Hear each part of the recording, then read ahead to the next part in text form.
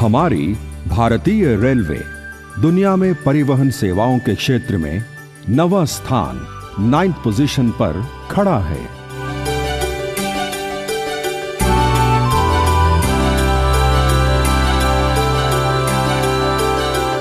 हमारी रेलवे 71,000 मील की दूरी यानी 115,000 किलोमीटर भर में फैली हुई है। यह 65,000 किलोमीटर के ट्रैक की लंबाई है। 7,500 रेलवे स्टेशनों में शामिल होने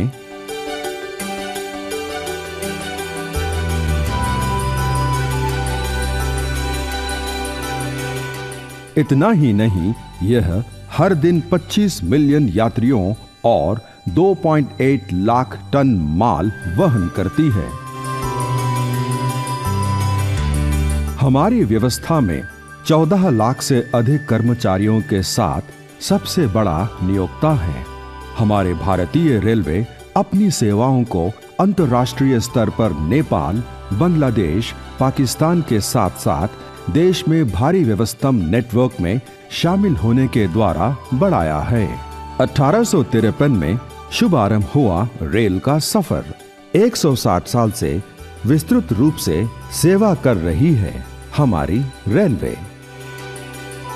इसका मतलब है कि हम हमारे पूर्वजों के समय से इस रेलवे के एक हिस्सा हैं। कैसे?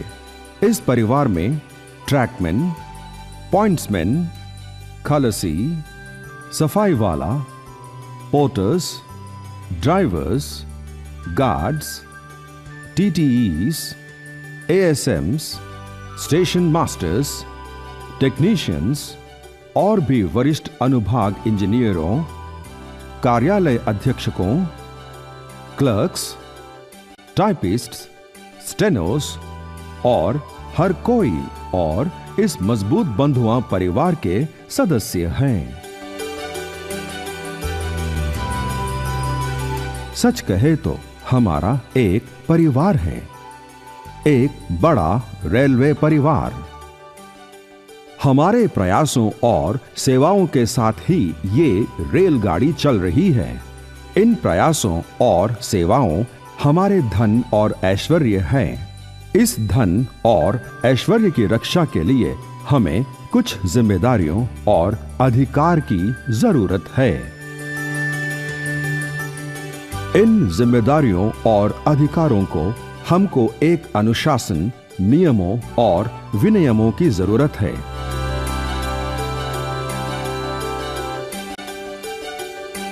इन सब के लिए हमें एक प्रणाली की जरूरत है। इस उद्देश्य को प्राप्त के लिए हमें एक ट्रेड यूनियन की जरूरत है। INRWF यानी भारतीय राष्ट्रीय रेलवे कर्मचारियों महासंघ द्वारा 16 मई 1948 को सबके समर्थन और संरक्षण के साथ ऐसे ही एक ट्रेड यूनियन का गठन किया गया था। मई 1953 के बाद से INRWF, जो कि NFIR यानी भारतीय रेलवे की राष्ट्रीय महासंघ के नाम से जाना जाता है। NFIR राष्ट्रीय स्तर पर काम करता है और NFIR इसके संबंध संस्था के द्वारा जोनल स्तर पर काम करते हैं। ये केवल NFIR ही रेलवे कर्मचारियों के निर्वाह और कल्याण की आकांक्षा रखती है। अन्य ट्रेड यूनियन रेलवे में मौजूद रहने के बावजूद भी केवल एक NFIR ही कर्मचारियों को एक सहायक के रूप में खड़ा है। रेलवे में ट्रेड यूनियन के चुनाव का प्रक्रिया शुरू हुआ। 2007 के चुनाव में अखिल भारतीय रेलवे महासंघ AIRF और उसके संबंध संस्था ने कर्मचारियों को झूठी उम्मीदें देकर सत्ता में आ गए। AIRF नंबर 1 स्थान पर खड़ा है, लेकिन यह रेलवे के कर्मचारियों की सेवा में विफल बनी हुई है।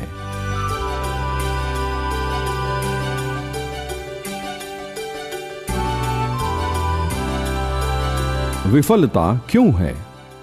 2007 चुनाव में आया AIRF एक पात्र स्पेक्टेटर के रूप में खड़ा हुआ है और प्रशासन के साथ सांठगांठ है, जबकि निजीकरण और आउटसोर्सिंग जगह ले रही है। चलो उन विभागों को देखें जो आउटसोर्सिंग किया जा रहा है। Catering department, maintenance of diesel shades, parts of carriage and wagon, housekeeping, watering, track maintenance और वर्कशॉप के कुछ वर्गों के साथ साथ कचरे की डंपिंग भी आउटसोर्सिंग किया गया है। रेलवे को प्राइवेटीकरण करके रेलवे को बेच रहे हैं। इसमें फायदा किसका है? एडमिनिस्ट्रेशन का या AIRF का? देखिए कितने कितने डिपार्टमेंट्स को प्राइवेटाइज की गई है। उदाहरण के लिए अपना कैटरिंग को IRCTC के हाथों में सौंपा गया है। इससे क्या हो रहा है? अपने प्रयाणिक को देने के खाने में क्वालिटी ही नहीं है। ऐसे ही कोच क्लीनिंग को भी प्राइवेट की गई है। अभी उसमें देखिए आप, कोच क्लीन ही नहीं रहता है। जब बहुत बुरा हाल है। अगर रेलवे कार्मिक ये काम करता है तो कितने जिम्मेदारी से करता है। AIRF के ऐसे हरकतें रेल कर्मचारियों के लिए कुछ नया नहीं है, लेकिन NFIR 1969 से श्रमिकों के अधिकारों के लिए संघर्ष कर रही है।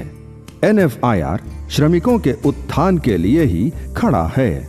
बहुत कुछ उपलब्धियों से एक है।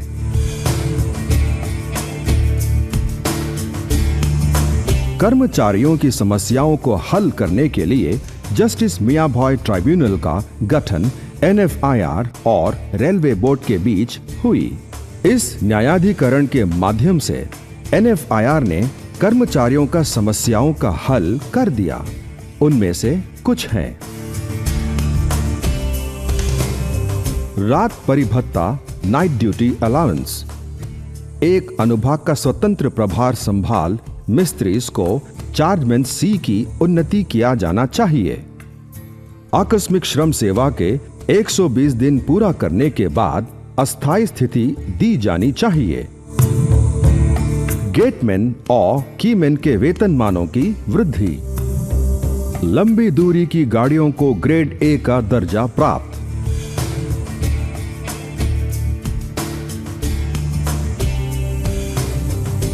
$50,000 से अधिक ग्रेड C वर्ग गेटमैन, बंगला पियोन आदि जिनसे 24 घंटे की अवधि का शुल्क लिया गया और अनिवार्य रूप से अंतरायिक के रूप में वर्गीकृत किया गया है।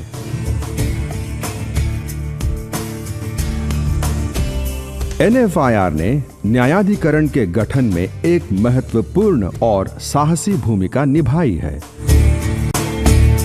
और कर्मचारियों की उपरोक्त और कई मुद्दों का हल किया गया है।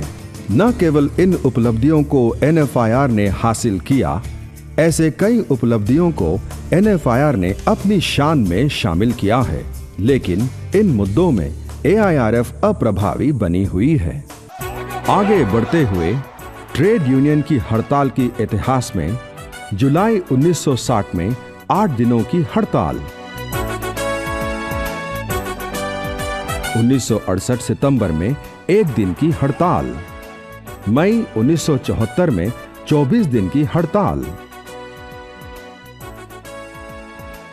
इन हड़ताल से अलग 5th पे कमीशन और 6th पे कमीशन के लिए 1997 और 2006 के वर्षों में नोटिस सरकार को पेश की गई।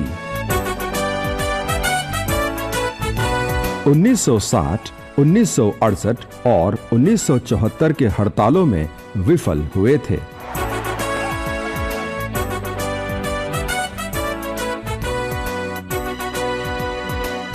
लेकिन NFIR ने जो हड़ताल की सूचना सरकार को दी, सरकार हिल गई थी और तुरंत पे कमीशन को नियमित किया गया।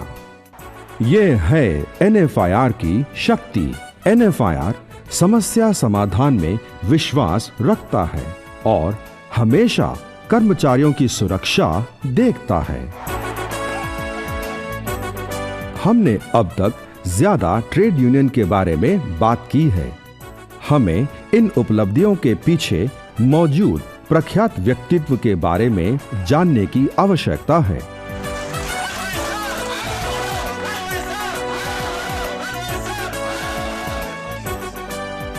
श्री मर्री राघवैया जी सिर्फ एक आम व्यक्ति नहीं है, राघवैया जी एक शक्ति हैं। मर्री राघवैया जी को 55 साल निर्बाध और निरंतर ट्रेड यूनियन का अनुभव है।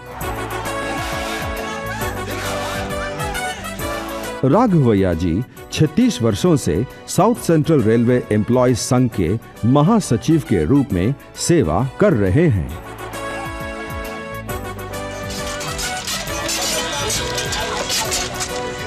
श्री मर्री राघवैया जी अपने 78 साल के जीवन की यात्रा हमेशा केवल कर्मचारियों के कल्याण की दिशा में किया है।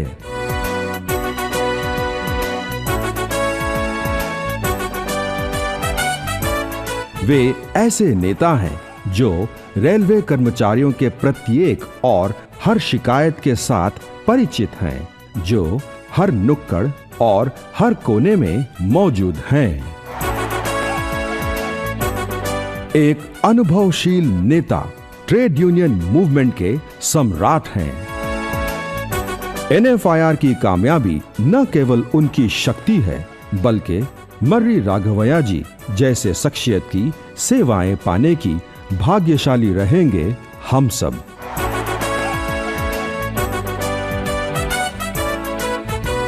NFIR के कुछ महत्वपूर्ण उपलब्धियां। अब तक हासिल की हुई समस्याएं।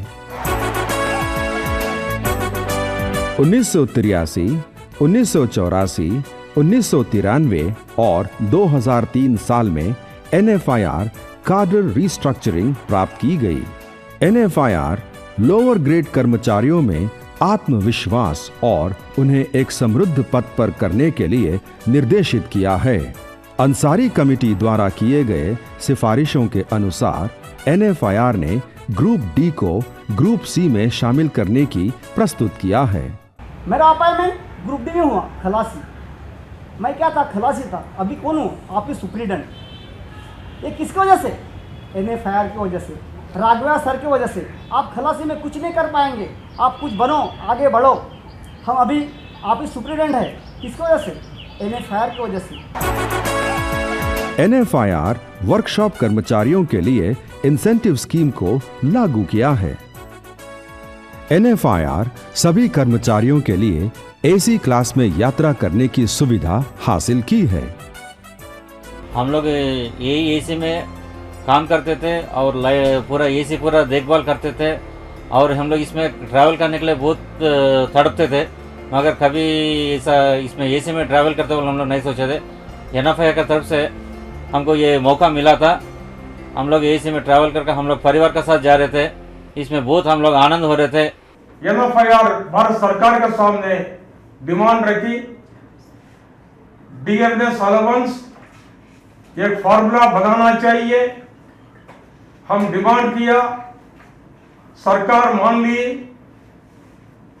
डियरनेस अलाउंस कमेटी को सरकार ने अपॉइंटमेंट की। जब DA कमेटी आ गई दास जी का नेतृत्व में, वो कमेटी के सामने सिर्फ NFIR का साथ में 13 यूनियंस मेमोरेंडम देके एविडेंस दिए और AERF यूनियन से बॉयकॉट किए। लेकिन NFIR यही इश्यू एविडेंस माध्यम से बहुत मेहनत करके एक DA कमेटी का रिपोर्ट लाए। उस दिन से 1969 से अपन को आज तक DA मिल रहा है। वो किसकी वजह से? NFIR की वजह से।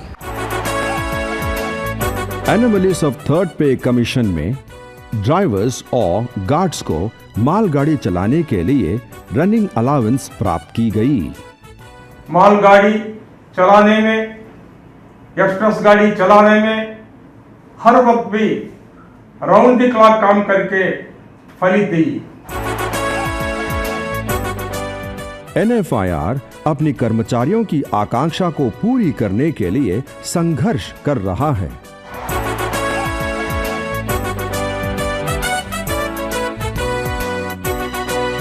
NFIR कर्मचारियों के कल्याण महत्वपूर्ण है, अधिकार में दिलचस्पी नहीं। NFIR को रेलवे की भविष्य उद्योग की स्थिरता ही महत्वपूर्ण है। इसके लिए एक प्रणाली का अवसर है। ट्रैकमैन का शू अलाउंस में वृद्धि। आश्वासन दिया कैरियर प्रगति योजना, assured career progression scheme. Medically decategorised कर्मचारियों के बच्चों को अनुकंपा नियुक्ति। 50 से 97 साल की उम्र और रोजगार के लिए कर्मचारी के वार्ड के साथ अर्हक सेवा के 20 साल के साथ स्वैच्छिक सेवानिवृत्ति NFIR द्वारा राज्य से योजना के माध्यम से लाया है। हमारा स्टेशन मास्टर भाई लोग फ्रंट लाइन कैटेगरी है। जो भी कलेक्टर आएगा, SP आएगा, मंत्री आएगा, पहला रिसीव करने वाला स्टेशन मास्टर है। गाड़ी को सेफ्टी से इंश्योर करने वाला, ट्रेन बेसिक ड्यूटी चलाने वाला स्टेशन मास्टर है। स्टेशन मास्टर को 6 सेंट्रल पे कमीशन अन्याय की 2800 ग्रेड पे दे दी। ये रेक्टिफाई करके 4200 grade pay entry grade pay लाने के लिए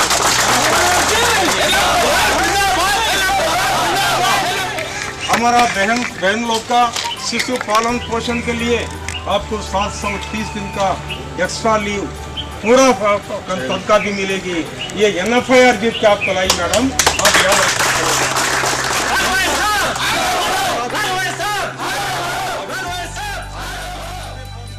चाइल्ड के लिए महिलाओं के लिए एक वरदान है। इसकी साधना करने वाली अकेला हमारा NFIR ही है।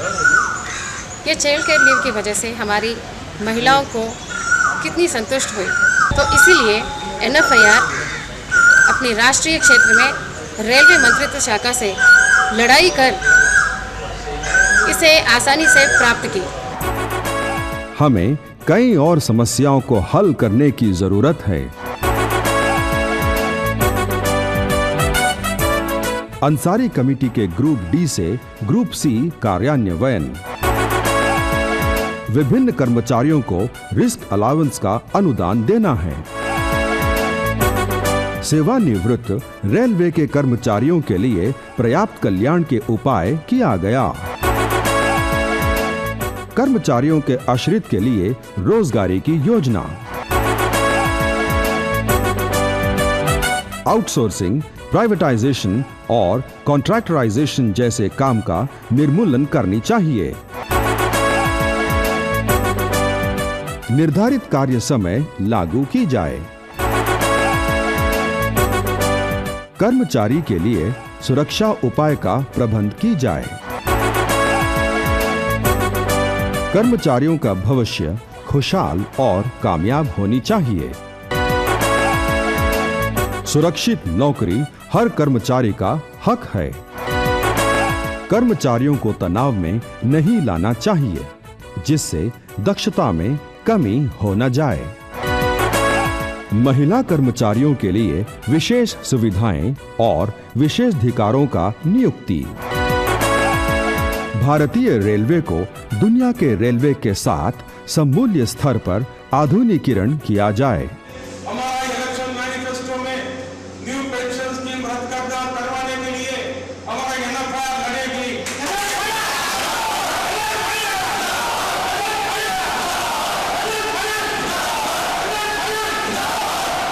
युवा कर्मचारी, युवा बहन लोग नौकरी पे आ गए जनवरी 2004 के बाद में, वो लोग का रक्षा के लिए, सामाजिक रक्षा के लिए ये न्यू पेंशन स्कीम रद्द करना पड़ेगा। हम नहीं छोड़ेंगे जब सरकार नहीं सुनेगी। हड़ताल करने वाला NFIR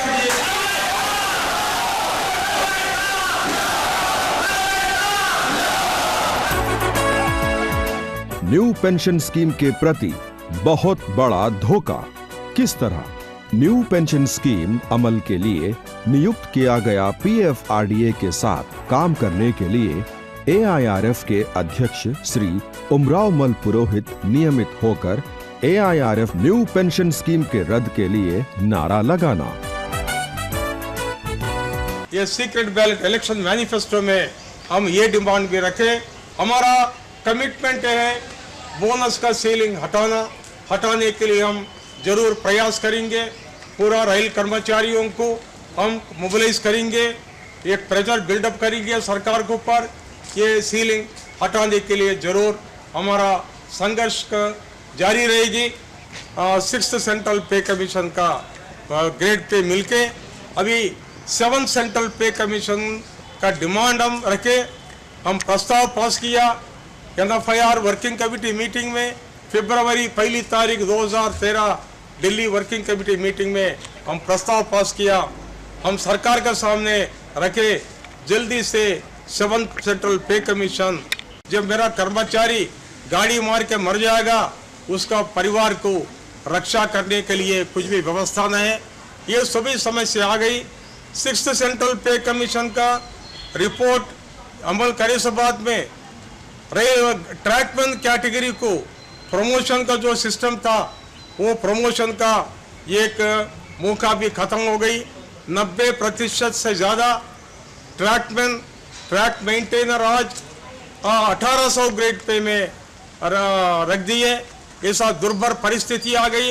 ये परिस्थिति रेक्टिफाई करने के लिए NFIR ने ऑल इंडिया कॉन्फ्रेंस किया, ट्रैकमैनों को बुलाया, वो लोग से चर्चा किया। 29 तारीख अप्रैल 2009 में डिस्कशन में हम प्रस्ताव पास किया। बाद में all India general managers conference में ये पूरा समस्या हम रखे। 11 तारीख जनवरी 2010 ऑल इंडिया GM's कॉन्फ्रेंस में रेल मंत्री के सामने हम रखे। हम एक्सप्लेन किया क्या ट्रैक मेंटेनर को कितना नुकसान हो रहा है, वो लोग को पदोन्नति नहीं है, वो लोग का करियर बर्बाद हो गई। यही पॉइंट हम रखे। ये संदर्भ में मैं आपसे निवेदन करने के लिए आया। आपका वोट हमारा NFIR यूनियन को देना चाहिए। NFIR सदा आपका साथ चलेगी, आपको समर्थन करेगी, आपको रक्षा करेगी। हम जब आपको कष्ट आएगी NFIR आपका कष्ट शेयर करने के लिए तैयार है। ये शब्द मैं आपके सामने बोलने के लिए आया। मुझे विश्वास है आप मुझे आशीर्वाद देंगे।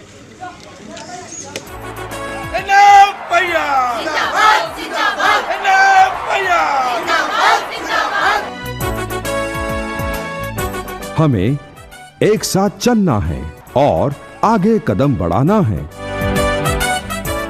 जीत और रेलवे हमारा है। सुदीर्घ नेतृत्व, सुरक्षित परिष्कार राघवैया की अमानत है। NFIR और उसके अनुबंध संस्थाओं को जिताएं और NFIR की बुनियाद को और मजबूत करें। आइए NFIR को जिताएं।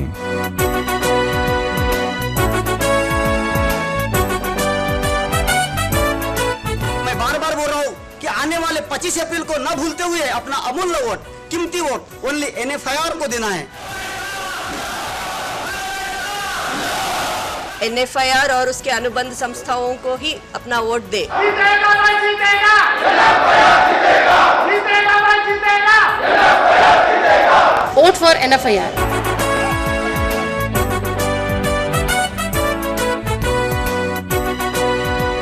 आइए NFIR को जिताएं।